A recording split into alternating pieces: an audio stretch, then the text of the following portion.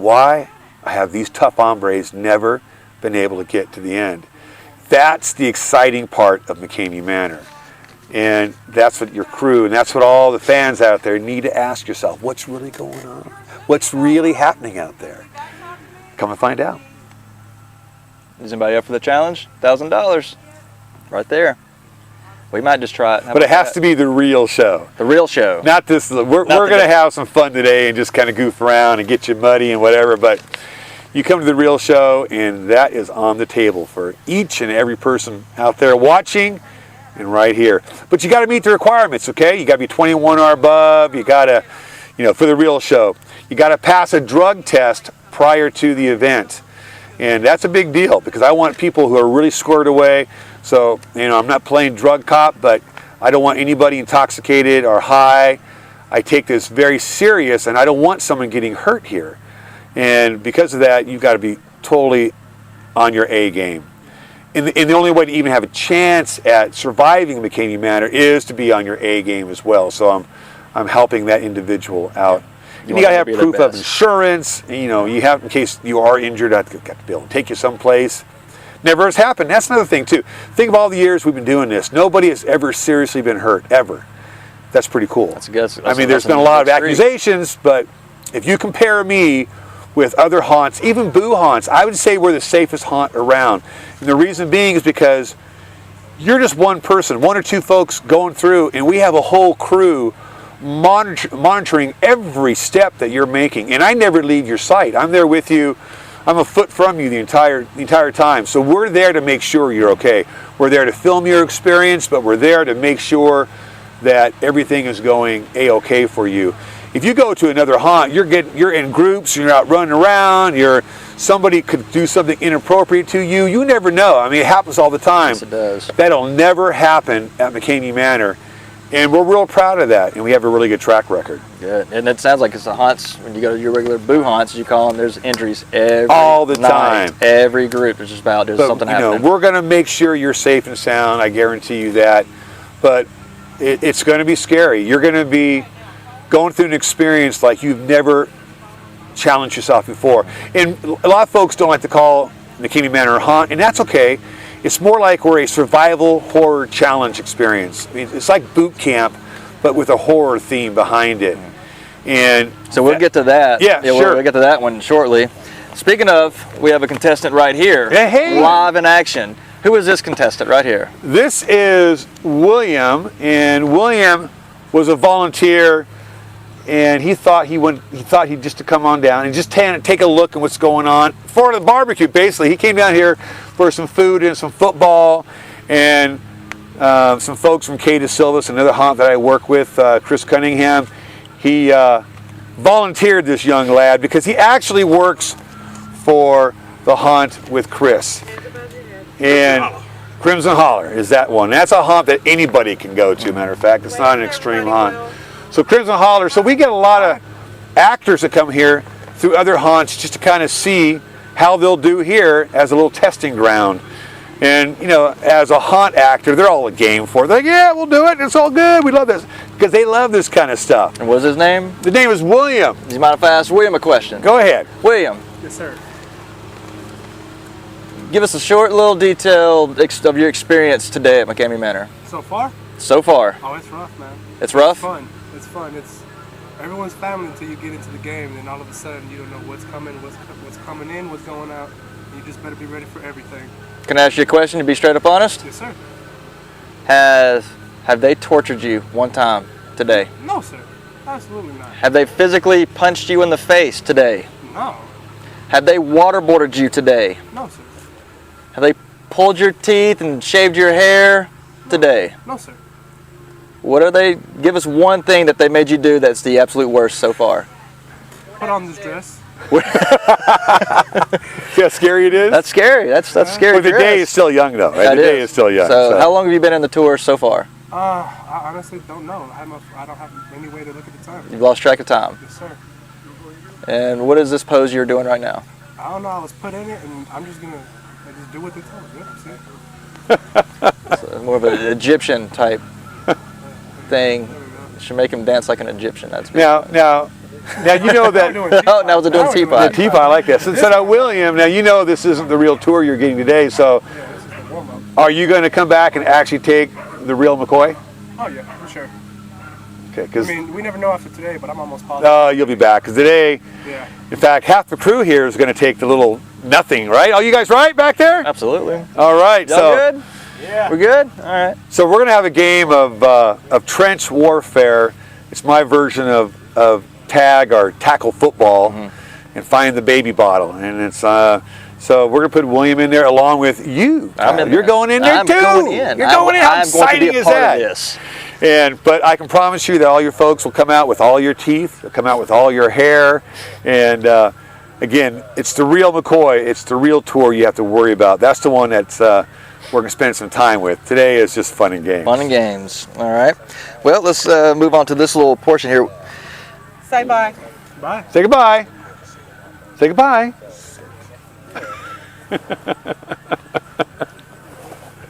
It gets dragged off. I love Dragged that. off. That's Dragged off for There it is. sunset. why Tennessee? Why the Bible Belt? All right, there's a really good reason. I'm going to be dead serious with you, okay? All right. So all you folks out there, there's one reason and one reason only why I'm never leaving Tennessee. Yes, there's a ton of hate. Yes, I've been threatened with my life. Holly and I have been, threatened to be killed and burned and the house destroyed. We've had all these threats against us. Everything is going on, Tyler. Everything. Everything. Everything, okay? Lawsuits they're trying. Everything is happening. The reason why I'm here, the real reason why I'm here is because I can run my AC 24/7 and my bill is $140 a month. So that is why I am here. Because in San Diego, it was $800 a month without running AC. So if you think I'm ever leaving Tennessee, you better up my bill, because that's, as long as it's $140, Russ ain't going nowhere. That's why I'm here. So we know Russ McKamey's real fear is high AC bills. Yeah, high How AC you doing, bills, Bill? because I like air conditioning. And man, when I found out that I can have that AC running, I was a happy camper. So you can take pot shots at me and throw bricks through the wall and run me off the road. I don't care. Just give me my AC for $140 and I'm a good guy. So I'm ready. Well, since your move, you've been hit hard by the non-haunt mainstream media. They'll come at you. They'll find anybody that lives around you wants to get their side of it while giving you maybe a 10-second clip of trying to explain what you're doing, but they give the people that the LICs. The LICs. They give them the 30-second, 1-minute marks to get their thing, get their version of it out. Why do you think that these non-haunt media outlets has this axe to grind with you? Well, it's not just it's everybody really. I mean, but now I got to be fair, since people have kind of got to know me a little bit and see me out in town and come up and shook my hand, and they see me at the Dollar General. They're like, "Hey, okay, it's just kind of like you and me. It's just that little haunt guy." So things are changing. There's still some really hardcore haters out there, and my nose is running. Excuse me. They're attractive, right? It's Tennessee. But the frustrating part was when I first got here, it was the upper management, the county commissioner, those folks. A guy named Scott Franks put out a community alert. That's what you use that for the murderers and stuff, Yes, right? But yes. a community alert. Oh, you. no, for me, for Russ McKamey. And it spawned everything. That started everything, where they put out where my address was. Go get him. Go talk to him. It was like a witch hunt, man. You do what you got to do. You make him know that he's not welcome here. It was like crazyville, right? And he had hundreds and hundreds of people with their, you can see their pitchforks going in the fire. Oh, yeah, they were ready to come and get me, man. Gosh. The kind of responses I got on his community alert page were insane, like death threats. I'm thinking at some point he probably thought, as a community official, maybe I shouldn't let this go on any further, and it was probably taken down. But we have screenshots of all that good stuff. So it started there, and the sheriff was involved, and the district attorney was involved, and people, they were all like, we're in support of it, kind of, and it was crazy. And I was just going, why don't you guys all talk to me? Here's my phone number. You all know where I live now. You put it out to everybody. I don't really think that's legal to do that, but they were doing that. And so I would get all kinds of folks coming up here talking to me, but the leadership never would talk to me. And it drove me crazy. It's like, hey, if you're going to accuse me of all these things, shouldn't you at least meet me, take a tour of what we're doing, see the behind the scenes, watch a tour in action? Shouldn't you see all that? But they wouldn't do it. And it wasn't until these two young kids came up with their little cell phone and did an interview with me that I think they were kind of forced into talking to me. And so I spoke with the DA, Brent Cooper, a good guy, and I appreciate the conversation with him. And he was like, look, man, there's nothing illegal that you're doing. He says, but I'll tell you, he says, if there ever is anything illegal going on, I'll have you and I'll take you down. Basically, and that's kind of what that was all about. So I respect that. He told me where he stands, but I wasn't worried about that because I know we're not doing anything illegal. So I thought that would be the end of it, but it's not. People still want to make something out of absolutely nothing, again, without even talking to me. I've got these neighbors across the way who are really just like, it's like insanity what they're doing. And I think you guys actually went over to try to talk with them earlier, but they won't even give me the time of day.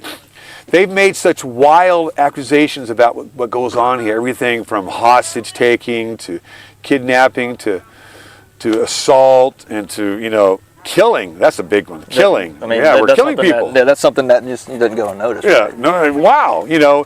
People being drugged by their neck from a chain.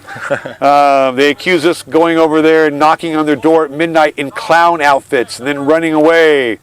I mean, the list goes on and on. I can't believe any lawyer actually drafted this cease and desist up. I mean, to me, that's like, why would you even do that without checking on if these things are really real or not? Facts. Research. Because that just like gives me all kinds of ammunition when people say all these horrible things about me in the manor. That's like, wow. I mean, I'm sure there's something I could do with that, right? So if I was a lawyer, I'd go, well, before you start saying that they're trying to kill people, maybe we should get some proof about this. Maybe we should actually talk to these lads to see what's really going on over there. But they won't do it. Yeah. And so I have to deal with that type of LIC. And you'd think they would know better because, the husband is a police officer. So wouldn't You'd think he would be in tune to what he needs to be done. Yeah, you think that. I know he's got to be embarrassed. I mean, he's got to be embarrassed about what the wife is doing. That's just, come on. Do you think that the wife has a pretty snappy whip, why he's not actually doing something that's common sense? Well, I mean, I don't want to, I don't know, but I'm just looking at some pretty clear. This looks funny to me that why a guy would let his wife do all these really insane things. And it's not just me. I found out that there's a lot of things that the woman is involved with, that she has her hand in a lot of things, trying to run a lot of people's lives out here. So I'm not the only one. I wish I was the only one, but I'm not the only person that she's been after. So if I was a husband, I'd be like, honey, you need to kind of cool your jets a little bit. So I don't know what that relationship is like.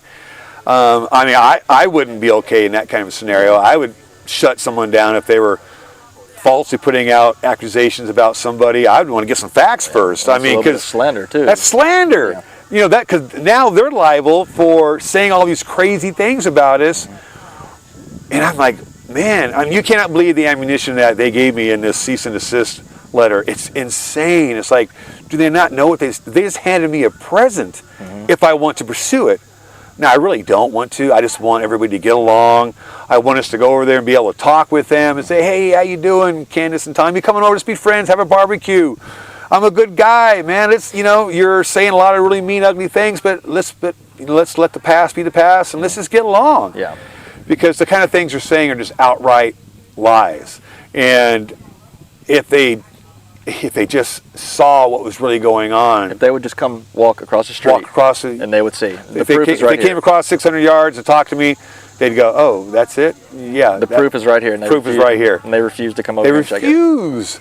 Instead, they just stir up everybody, spend their money on lawyers, and again, and give me a lot of ammunition to take them to court if I wanted to do that. But that's not my thing. I'm not trying to do that. I just want to be a nice neighbor and do my haunt, do my activity, and do my hobby. And people need to, again, understand this is not a business.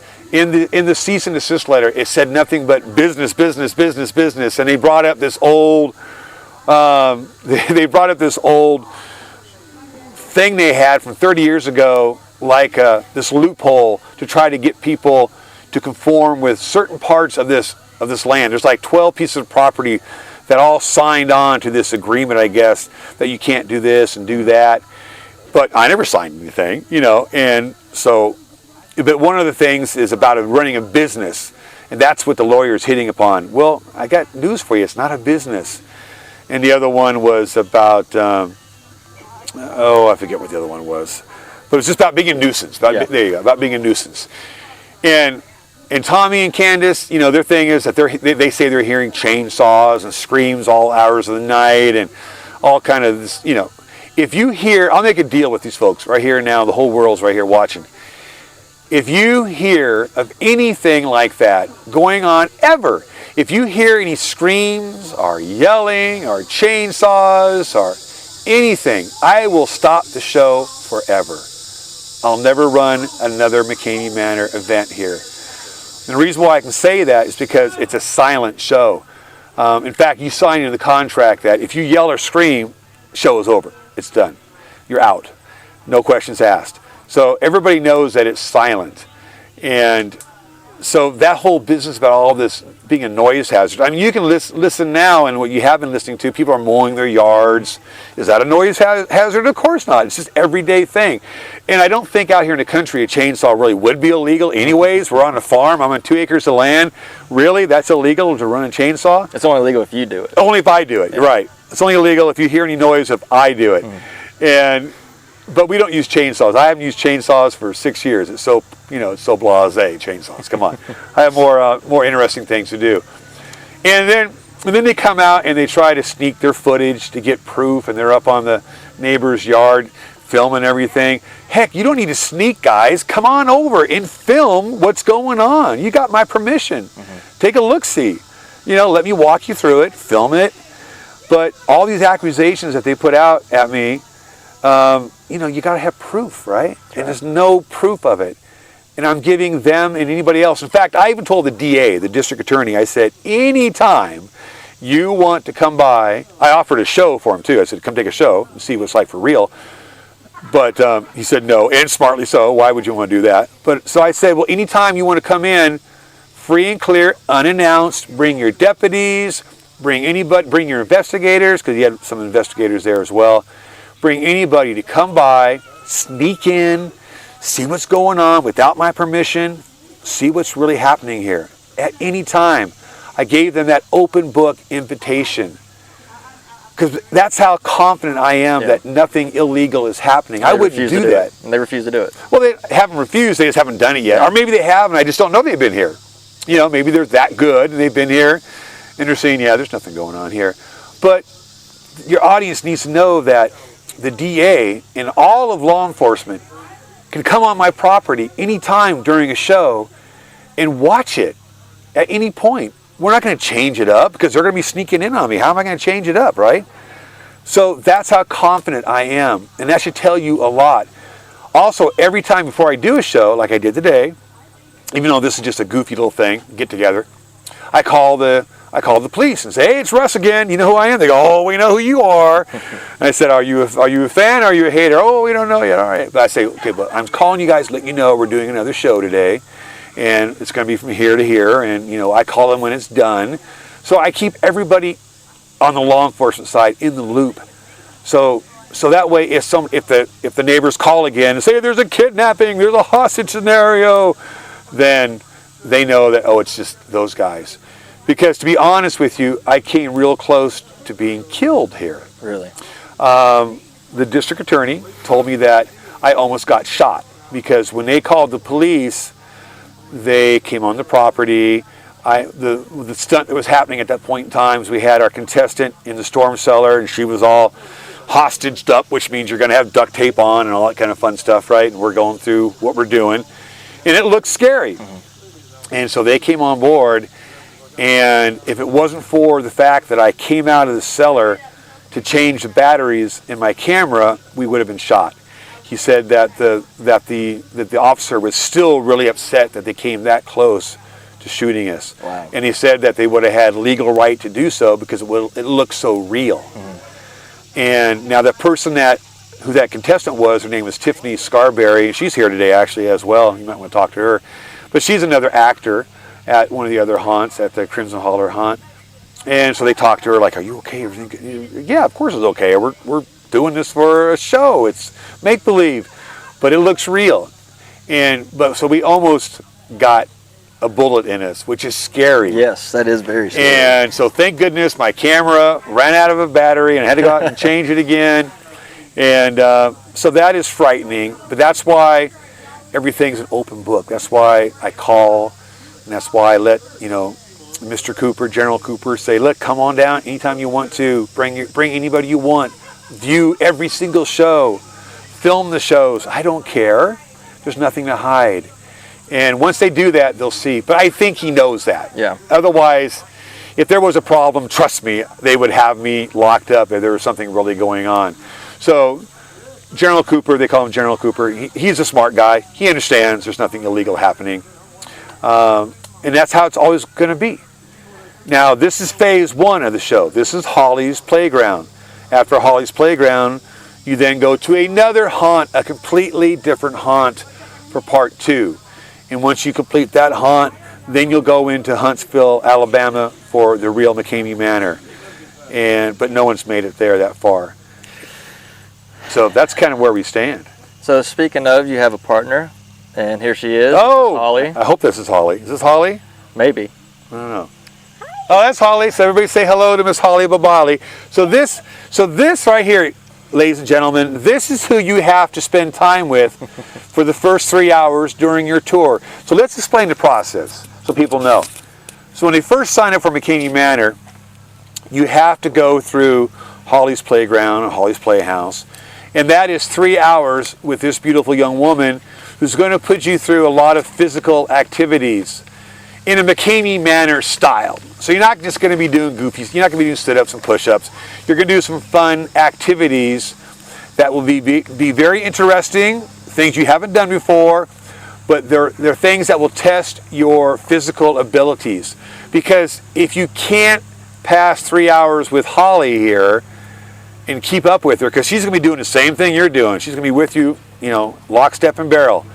If you can't keep up with her, it's not a safe thing that you come through part 2 and part 3 of McKamey Manor. Mm-hmm. And again, we're all about safety. Safety is always paramount. So this is going to make sure that you can handle the next several hours.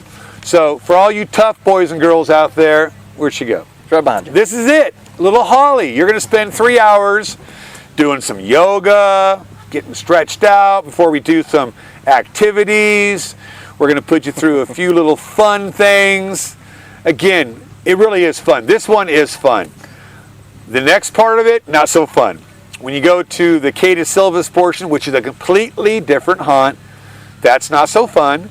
And then when you go through McKamey Manor, that's going to be extremely psychological, and that may not be so fun as well. But first phase is a lot of fun. And the reason why I'm really harping on that is because that's all that Lawrenceburg needs to worry about, the first phase, because that's where we're at. That's where we're at in Summertown. So Holly is what the big stink is all about. Her Just little, right here. Yeah, her physical portion is what everybody is screaming and crying So you're about. the one that's killing people. Yes! And chasing them with chainsaws. Yes, and knocking on the door at midnight and running away. And a clown outfit. Yes, and that's oh my me. gosh. So it's you. It's not even Russ. No. They're going after the wrong person. I'm the guilty one. Come over here so I can see you all the way. Hey. So yeah, so she's the troublemaker. 5 foot tall, and just don't mess with her. Because, it's funny, all these guys come here and go, "Oh, I can take on Holly and stuff," but let's see how long they've lasted. Chris Cunningham, he doesn't like me saying this, but he's the other guy from the other haunt from Kay DeSilva's. He lasted 5 seconds. Really? 5 seconds. 5. What 5 was it? seconds. What did him in 5 seconds? Well, I can't tell you that. Oh, man. That you'll need to come through, Oh. because I can't tell we all have a fun and games. I can't do that. But she's got her ways, and this young lady here, so she broke him in 5 seconds. Wow. Tiffany, the one that she's here, she lasted 5 minutes. Another one of his really tough guys came through. He lasted for about 5 minutes as well. So basically, we're in the minutes of what goes on here, right? Wow. And so all you have to do is just get through her. And you get the But real thing. the clock starts after the yoga. We do put you through a yoga regime, because that's the right word, because I want you seriously to be okay and be stretched out. I don't want you pulling anything. So Holly's a trained yoga person. What do you call him? A yoga whiz? I don't know what you call it. Yoga whiz. What do you call it? A yogi?